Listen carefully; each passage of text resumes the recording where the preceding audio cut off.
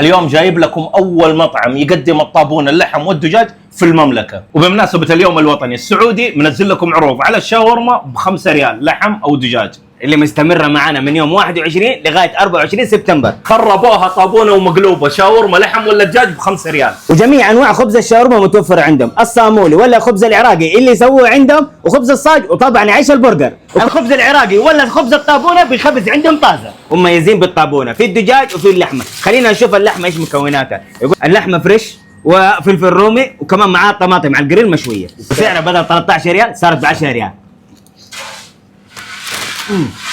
موعد نجرب الطابونه الدجاج، يقول لك تيجي مع مكعبات البطاطس، وقول بسم الله الرحمن الرحيم. يا سلام.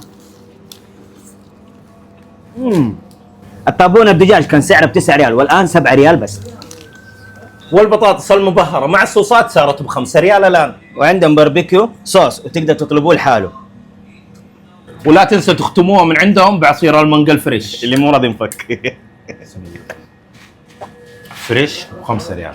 وجميع تطبيقات التوصيل متوفر عندهم. واذا كتبت في جوجل ماب طابونه ومقلوبه يجيبك على المحل على طول. طابونه ومقلوبه موقعهم مكه المكرمه الشوقيه شارع البيك، تاخذ من بعد محل الغاز يمين تحصله قدام الدكان.